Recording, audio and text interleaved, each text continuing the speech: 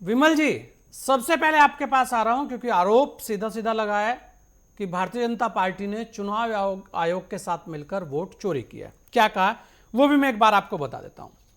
उन्होंने कहा है कि लगभग 25 लाख मतदाता वहां पर डुप्लीकेट है।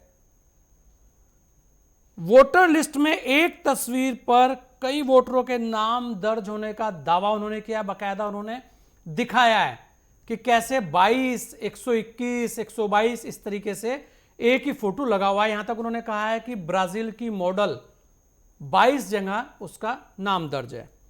उसके अलावा उन्होंने जैन जेड, जी हाँ, देखिए एक बार फिर यह नाम आया है। राहुल जी ने उनसे कहा है कि आप लोग देखिए, समझिए, आपको समझने की आवश्यकता है। और ऐसा नहीं है पहली बार हुआ है। किसने क्या क्या कहा एक बार ये मैं आपको और बता देता हूं। उन्होंने ये भी कहा है कि कुछ लोग यूपी में हैं, अभी वो यूपी में वोट डालेंगे, उसके बाद वो हरियाणा वोट डालेंगे, उसके बाद वो जाकर बिहार वोट डालेंगे। मतलब कि चुनाव का टाइमिंग जो है वो अलग अलग जगह, उस पर भी सवाल उठाया है। उसके अलावा उन्होंने फेक वोटर की बात की है, उस पर भी सवाल उठाया है। यानी कि यह दो तीन चीजें हैं। एक तो एसआईआर का कहीं ना कहीं एक बार फिर मामला इसे लेकर गरमाएगा। दूसरी बात, वन नेशन वन इलेक्शन, उस ओर भी ये इशारा है क्या, इस पर भी आज की चर्चा रहेगी, क्योंकि ये दोनों चीज इसी आरोप में है। मैं एक बार फिर कह रहा हूं, डॉक्टर सुनील जी एक बार, और पीयूष पंत जी, इस पर भी अपनी बात रखिएगा जरूर, क्योंकि आरोप बड़े हैं और आरोप चुनाव आयोग पर है। लेकिन आरोप के साथ साथ एक चीज यह भी है कि फेक वोटर है, तो एसआईआर की बात भी यहां उठेगी। और अगर यह कहा जा रहा है कि भाई अभी जो वोटर उत्तर प्रदेश के अंदर हैं वो जाएंगे, तब वो हरियाणा में वोट डाल देंगे, फिर वहां से हट जाएंगे, फिर बिहार है वहां डाल देंगे, फिर महाराष्ट्र, तो यह है कि भाई अलग अलग जगह। और ये चुनाव प्रक्रिया लगातार चलती रहती है हमारे यहां पर। हमारे यहां तो हर एक साल बाद चुनाव आ जाते हैं। ऐसे में आपके सामने भी होगा यही कुछ स्थिति उत्तराखंड के साथ भी है कि बहुत सारे लोग उत्तराखंड के यहां पर भी वोट डालते हैं और उत्तराखंड के वहां पर भी डालते हैं, बिहार के लोग यहां भी डालते हैं वहां भी डालते हैं। ऐसी बहुत सारी चीजें हैं, ये कोई नया नहीं है, लेकिन यह भी एक आरोप है। और इस पर कब कब क्या क्या हुआ वो भी मैं बता देता हूं। 2 अगस्त को भी बिहार विधानसभा में नेता प्रतिपक्ष और आरजेडी नेता तेजस्वी यादव के चुनाव आयोग पर आरोप थे। उन्होंने दावा किया था कि ड्राफ्ट लिस्ट में उनका नाम नहीं है। मतलब कि चुनाव आयोग को लेकर वहां से भी एक आरोप लगा था। 7 अगस्त 2025 को राहुल गांधी ने चुनाव आयोग पर गंभीर आरोप लगाए। उन्होंने वोटर लिस्ट में गड़बड़ी को लेकर जैसे आज प्रेजेंटेशन दिया, ऐसी तब भी दिया था, अगर आपको याद हो। उसके अलावा उन्होंने महाराष्ट्र और हरियाणा के विधानसभा चुनाव में वोटर लिस्ट में बड़े पैमाने पर धांधली हुई, आरोप लगाया था।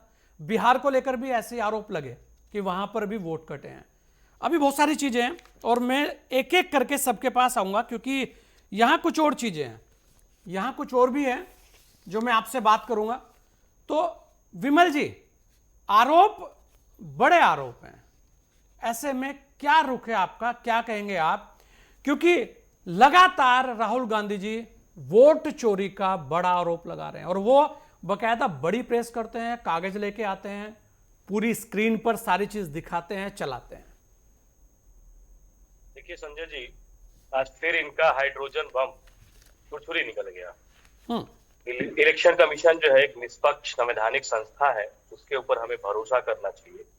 आज राहुल गांधी जी विदेश धरती पे जाके हमारे लोकतंत्र को गाली देते हैं, हमारे इलेक्शन कमीशन को गाली देते हैं। ऐसा नहीं करना चाहिए। आप एक संवैधानिक जगह पे बैठे हैं, आप सदन के जो है, आप संसद के जो है विपक्ष के प्रतिपक्ष के नेता है, आपको जो है गरिमा में रहकर जो है आवाज उठाना चाहिए। दूसरी बात मैं कहना चाहता हूँ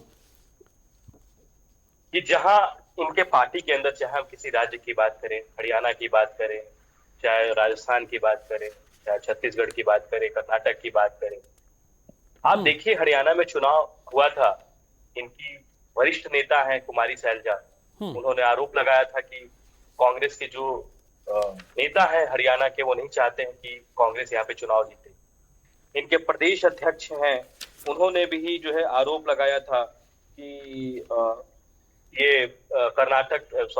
हरियाणा के जो है जो वरिष्ठ नेता हैं वो नहीं चाहते हैं कि जो है यहाँ पे कांग्रेस चुनाव जीते। तो ये हमेशा देखने को मिलता है, चाहे हम राजस्थान की बात करें, गहलोत साहब और सचिन पायलट जी के बीच में देखने को मिला हमें। पंजाब की बात करें तो चन्नी जी और सिद्धू जी के बीच में देखने को मिला हमें।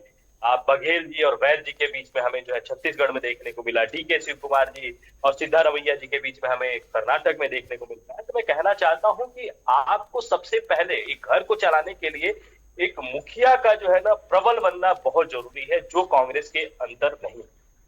आप देखना, आपको याद होगा संजय जी, आज से 3-4 साल पहले की बात है, इसी कांग्रेस के अंदर जो है ग्रुप बना था, ग्रुप 24। आपने देखा था वहां के जो वरिष्ठ नेता थे उन्होंने बोला था कि जब तक राहुल गांधी जी जो है कांग्रेस के राष्ट्रीय अध्यक्ष रहेंगे हम चुनाव नहीं जीत सकते हैं। सब लोग जो है राहुल गांधी के अगेंस्ट आ गए थे। तो मैं कहना चाहता हूं कि जहां आप चुनाव जीतते हैं वहां ये कहते हैं कि हमने ग्राउंड पे मेहनत की है, हम जो है ग्राउंड तक गए हैं। चाहे हिमाचल प्रदेश की बात करूं, चाहे कर्नाटक की बात करूं, चाहे पंजाब में जो है इनके ही गठबंधन के साथ ही आम आदमी पार्टी जीतती है। तो लेकिन जहां ये चुनाव हारते हैं, ये ईवीएम के ऊपर, इलेक्शन कमीशन के ऊपर ढिढोसला फोड़ते हैं, प्रशासन के ऊपर ये ढिढोसला फोड़ते हैं। तो मैं कहता हूं कि इस तरह की ओछी राजनीति से कांग्रेस को दूर होना चाहिए और तथ्य पे बात करना चाहिए। ना इनके पास नेता है संजय जी, ना इनके पास नियत है, ना इनके पास नीति है कि चुनाव कैसे विमल जीता भाई, जाता है और कैसे विमल लड़ा भाई जाता देखिए, है। आप देखिए देखेंगे विमल भाई, उन्होंने 2-3 चीजें की है। उन्होंने दिखाई है कि लिस्ट में 1 लाख से ज्यादा जो नकली फोटो हैं वो लगे हुए हैं। तब वहां पे इसका सवाल जवाब उठते हैं कि भाई इसका इसका जवाब जवाब पहले आप ले गलत लेना लोगों चाहिए से था पूछ शायद रहे इन्हें। हैं संजय हाँ। जी। इसका जवाब आप इलेक्शन कमीशन के किसी अधिकारी से पूछिए। हम्म। तो मैंने आपको स्पष्ट कर दिया स्टार्टिंग में ही कि इलेक्शन कमीशन एक निष्पक्ष संवैधानिक संस्था है। इलेक्शन कमीशन में कोई अधिकारी इस पे जवाब देंगे। आपने देखा था ये बार बार जो है इलेक्शन कमीशन के ऊपर आरोप लगाते हैं, इलेक्शन कमीशन इनसे जवाब मांगते हैं, जवाब नहीं देते हैं। आपने तो ये देखा तो था, ये कह आपने रहे ही हैं कि जिक्र सारा किया कुछ कि भारतीय जनता पार्टी यादव जी करा का रही जो है। है। हाँ। हाँ। दूसरी चीज, उन्होंने एक और सवाल उठाया था भारतीय जनता पार्टी के ऊपर। इनके प्रेस कॉन्फ्रेंस को मैंने देखा था।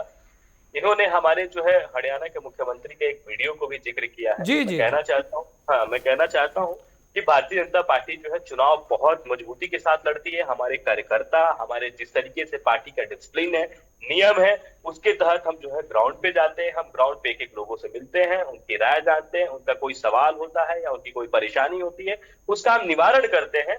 और इसी वजह से हम जो है, हमारा जो ग्रास रूट है वो मजबूत है और चुनाव हम जीतते हैं।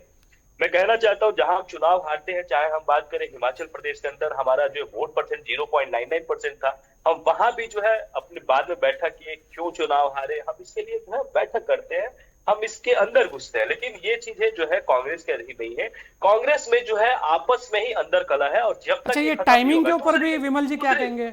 बिहार चुनाव चल रहा है। एक मिनट दूंगा संजय जी। देखिए, कांग्रेस के अंदर एक चीज और गलत है, जो है कि ये क्षेत्रीय पार्टियों को जो है सीरियस नहीं लेते हैं। आपने देखा है कि जो इनके घटक दल के नेता हैं या घटक दल के पार्टी हैं, उनको ये सीरियस नहीं। आपने देखा बिहार चुनाव के पहले राहुल गांधी जी कैलिफोर्निया में थे और बिहार में चुनाव था और वहां पे महागठबंधन की जो है सीटें बंटवारा नहीं हुआ था सीटों पर। और वही देखिए भारतीय जनता पार्टी के अंदर कि भारतीय जनता पार्टी अपने घटक दल का, अपने एनडीए के साथियों का जो है बाकायदे सम्मान करती है। हमारे बीच में किसी तरह का कोई कलह नहीं होता।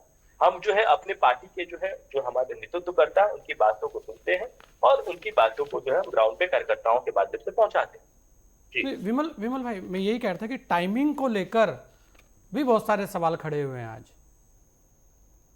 देखिए संजय जी, मैंने आपको स्पष्ट कर दिया कि इसका जवाब जो है ना ये इलेक्शन कमीशन देगा। दूसरी चीज, जी जी, जहां भी वोटिंग की जाती है संजय जी, वहां पे जो है हर पार्टी के जो है एजेंट रहते हैं। हाँ। मैं भी बहुत सारे चुनाव में एजेंट के रूप में काम किया हूँ बूथ पर।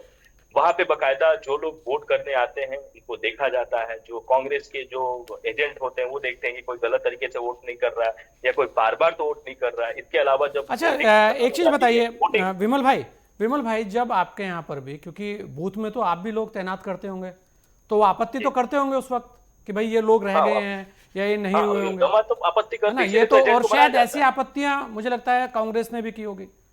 नहीं, या करनी चाहिए। यही तो है कि उसका एजेंट जो है ना वहां पे शून्य रहता है। आप देखिए भारतीय जनता पार्टी के जो एजेंट होते हैं बाकायदा तत्पर रहते हैं। अगर मान लीजिए कि हम ये देखते रहते हैं वोटर लिस्ट के अंदर किसने वोट पोल किया है, कौन कौन लोगों ने वोट पोल नहीं किया, भारतीय जनता पार्टी के कार्यकर्ता, हमारे जो ग्राउंड लेवल के हमारे जो बूथ अध्यक्ष होते हैं, वो जाकर जो है जो उस बूथ के लोग होते हैं उनको बाकायदा बुलाकर जो है शाम तक वोट कराया जाता है। लेकिन यही चीजें आप सवाल उठाइए। देखिए देश जो है डेमोक्रेटिक कंट्री है, आपका अधिकार है, आप विपक्ष में बैठे हुए आप सवाल उठाइए, लेकिन आप सवाल प्रेस कॉन्फ्रेंस करके बिल्कुल, ये बड़ी चीज है। यहाँ पर आप संवैधानिक संस्था के पीछे आप इलेक्शन कमीशन के पास जाइए, आप जाके सवाल क्यों नहीं उठाते? इलेक्शन कमीशन से सवाल पूछिए। लेकिन आप जो है आप इलेक्शन कमीशन में पिटीशन फाइल नहीं करेंगे, आप अदालत के पास नहीं जाएंगे, आप प्रेस कॉन्फ्रेंस करके डिडोसला लाएंगे, तो देश की जनता इस चीज को मैं विमल जी